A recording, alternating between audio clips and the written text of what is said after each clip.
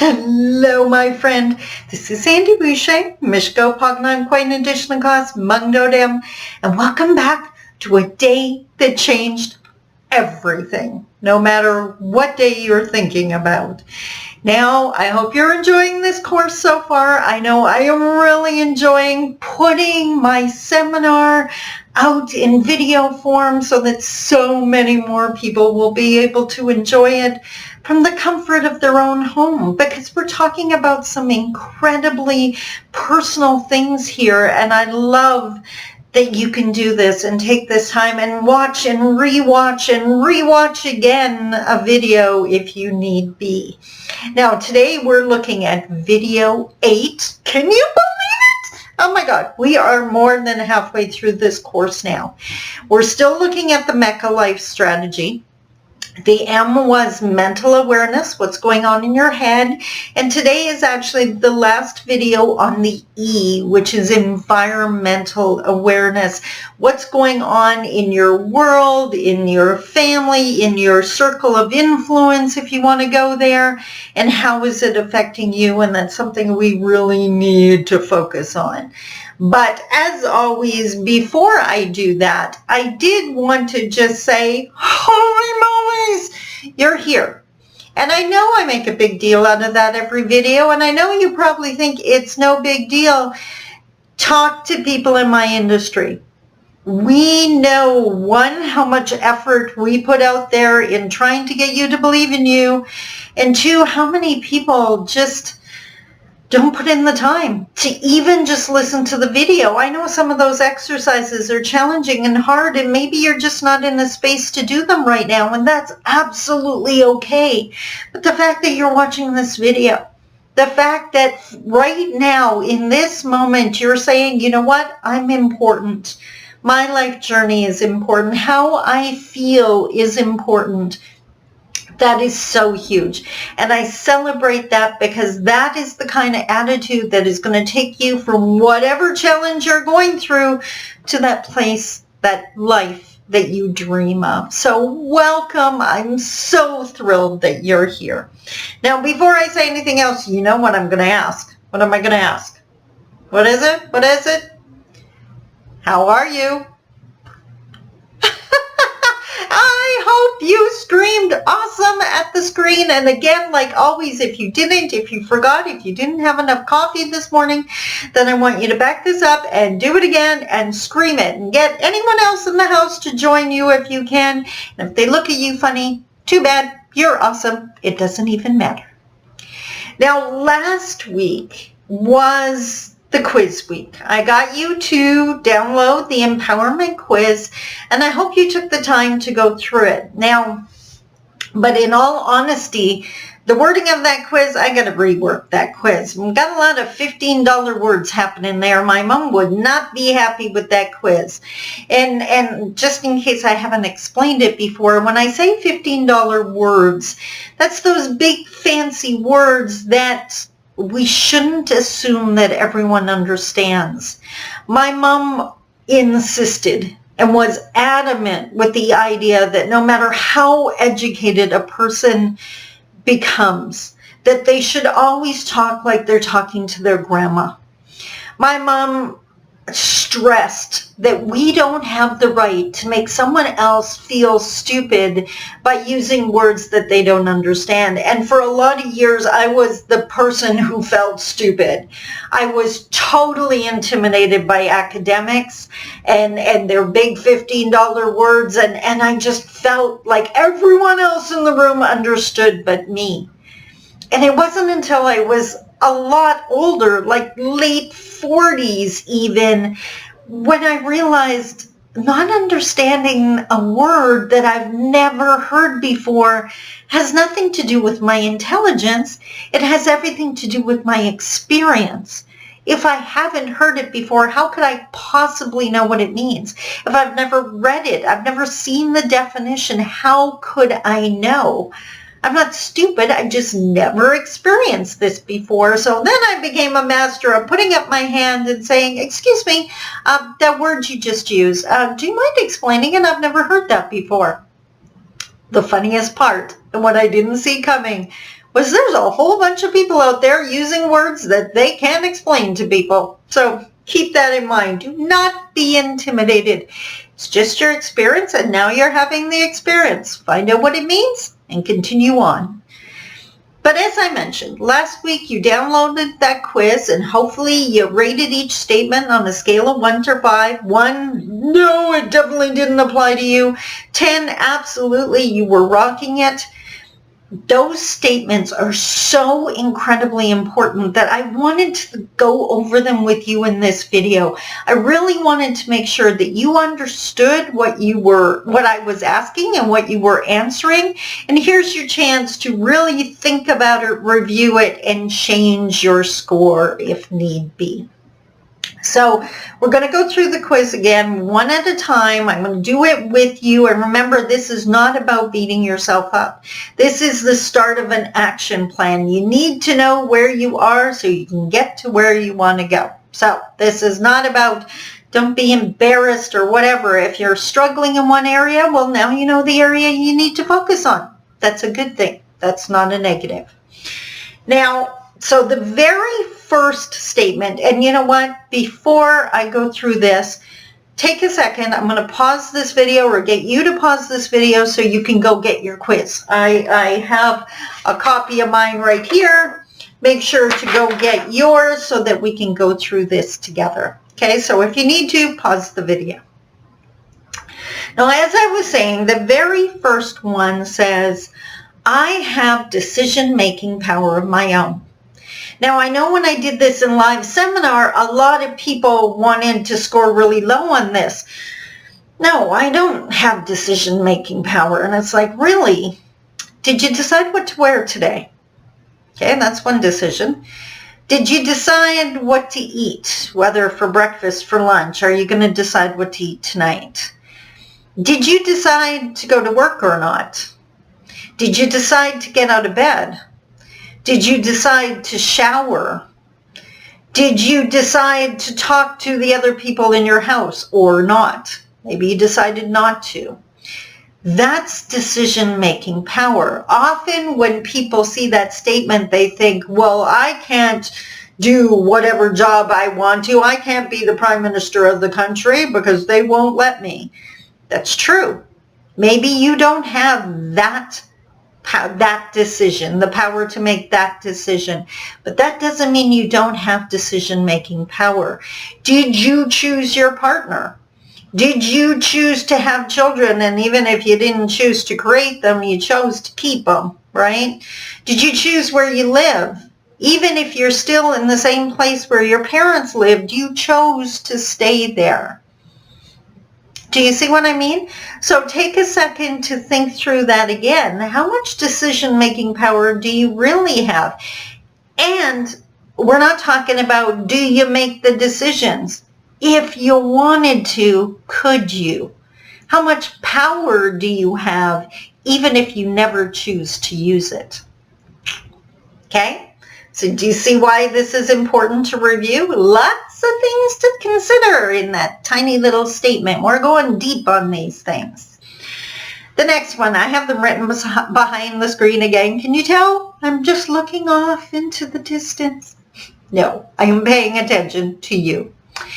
The second statement, I have access to information and resources to help me make good decisions. I'm going to tell you right now, unless you are in very specific circumstances, like for example, if you're a resident in a far northern remote First Nation community, then maybe you would score lower on this one. Everybody else should be like a 9 or 10 on this. And here's why. The first 3 words, I have access. If you have internet, then you have access to information and resources. If your town has a library, you have access to information and resources. If you know any person that knows more than you, you have access to information and resources. This is not asking, Do I ask, or do I use that access, or do I go get the information? It's asking, do you have access? And I'd be willing to bet you do. Please keep that in mind the next time you come up against something you don't understand. You have access. Google it. Ask for help. Go to the library once the libraries are open again. You know what I mean. Do you have access to information? Not do I use the information. Okay, now you might have a very limited data plan, or maybe you're a teenager and your mother doesn't allow you to use the internet past 7 o'clock. You still have access. Maybe not when you want to have access, but you still have access. So I'm thinking that you should be scoring really high on this one. Again, can you see why we needed to review these? The next one, I have a range of options from which to make choices, not just yes or no or either or. Let's use the getting dressed example again. You had a range of options of things you could wear today. Now, if you're anything like me, there's a whole bunch of things in your closet you don't even like wearing. And someday I should decide why they're even there. But I have those choices. It's not now the students that are in uniform to go to school don't have those choices. They have a couple of options. They can choose between the cardigan or just the shirt. But that's about it. They have to wear the uniform. So you see the difference? It's not just either or. It's not just yes or no. It's not just do I get dressed today or do I not get dressed today. It's not just do I get out of bed, right? There are some nations that are incredibly legislated, very restrictive. What this is to help you realize is you have a lot of choices on any given day. Maybe not all the choices you would like to have, but we got to start celebrating and using it to empower us. Celebrate the ones that we do have. So I think you can see that you probably have a range of options. There was probably a few things that you can have for breakfast or a few things you can have for lunch. Maybe you can't have what you want, but that doesn't mean you don't have choices to choose from. It's not just A or B. And even if some choices are A or B, I bet other choices, yeah, there's a whole bunch of different movies you can watch on Netflix. It's not just A or B.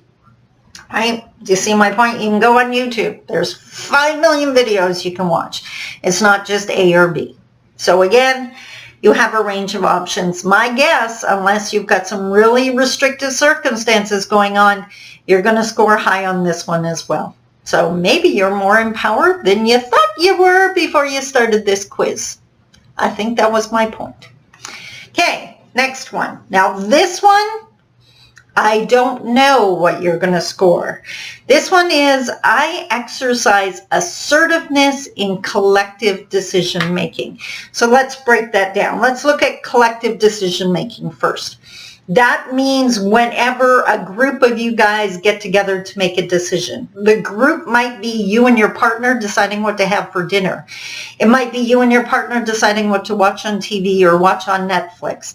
It might be you and your kids deciding what you're going to have for a meal. That would be the group. That's the collective. Now, when it says you exercise assertiveness, what that means is you share your opinion.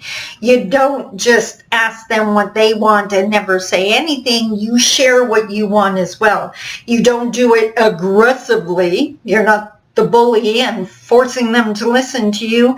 And you're not, subservient and just quiet and not saying anything. You're assertive. This is my opinion, and that doesn't mean that you get your way. When you're in a group, I share my opinion, you share your opinion, they share their opinion, and together we decide on one of them, and sometimes it might be mine, sometimes it might not be. This question is asking, do you share your opinion? Or are you one of those people that say whatever you want?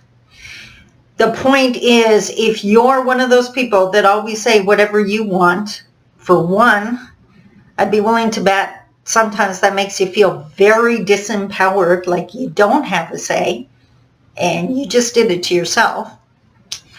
And 2, over time, that's going to become a horrible habit. And you can see how it would lead to you feeling like you don't have any power at all. The easiest way to get past this is to start sharing your opinion on the little things, right?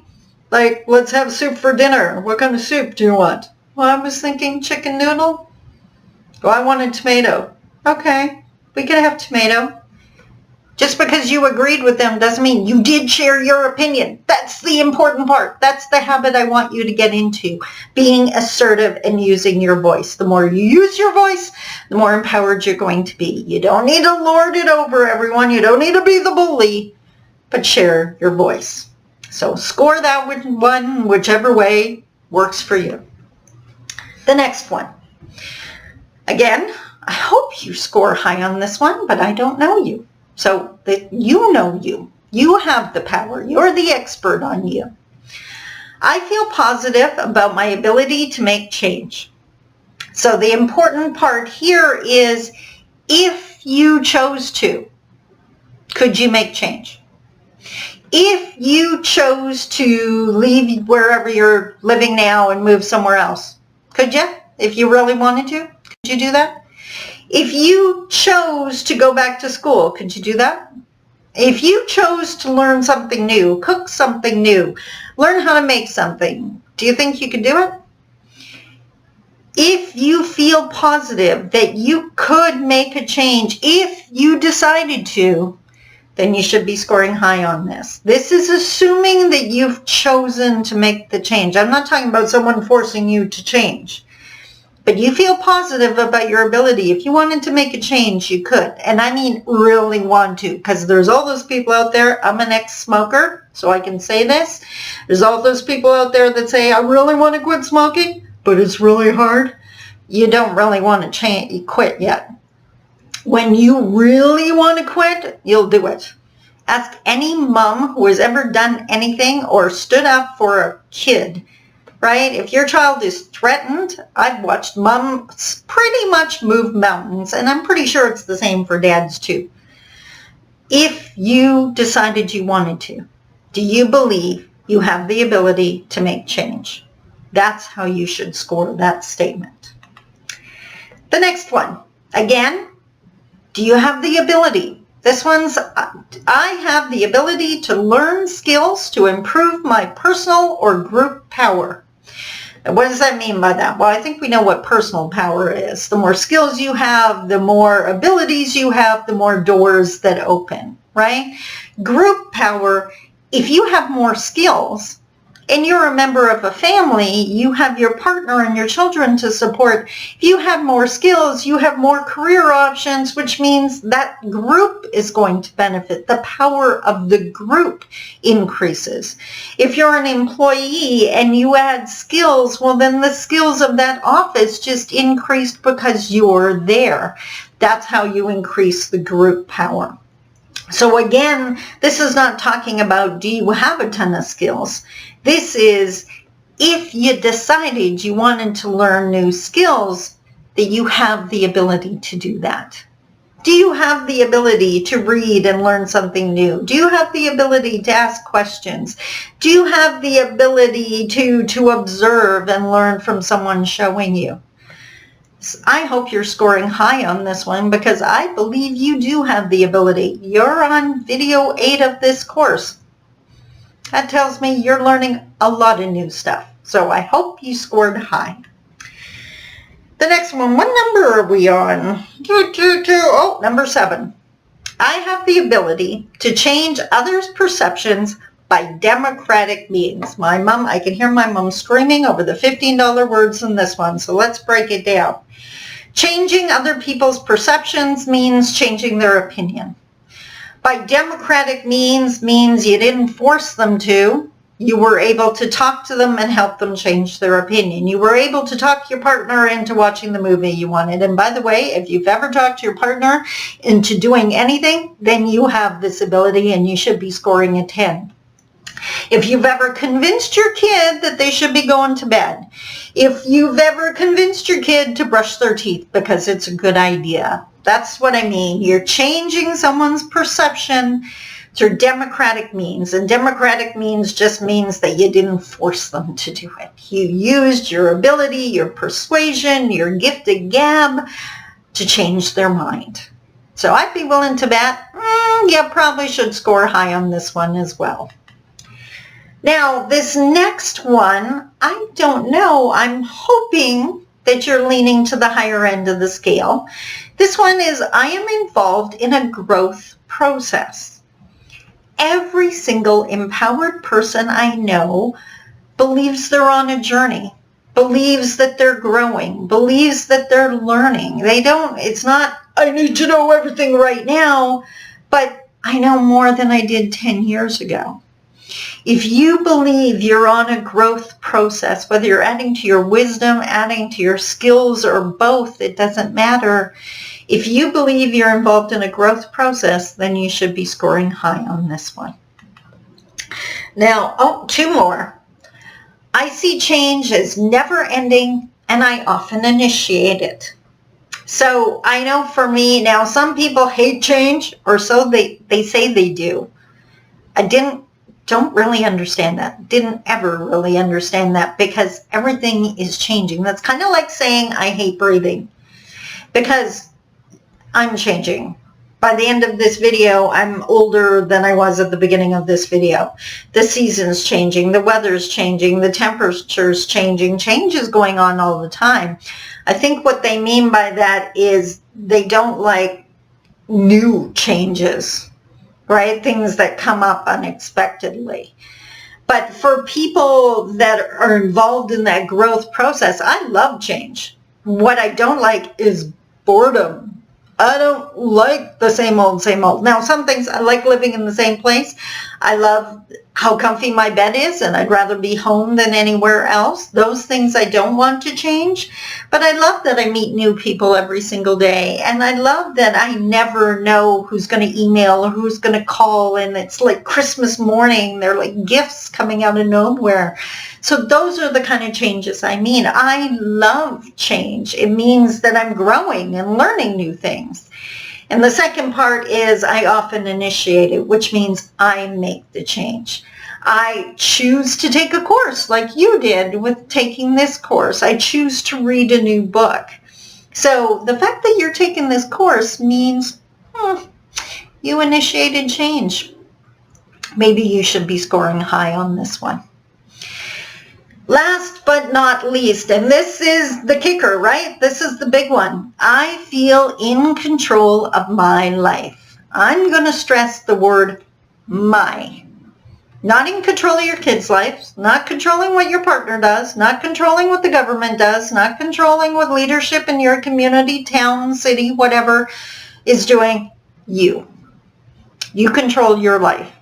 You decide what you're going to do, who you're going to do it with, how you're going to do it. And I hope you realize, I hope you see how in control you are. So there you have it. That is the quiz revisited. And I hope you've adjusted your score with that new understanding.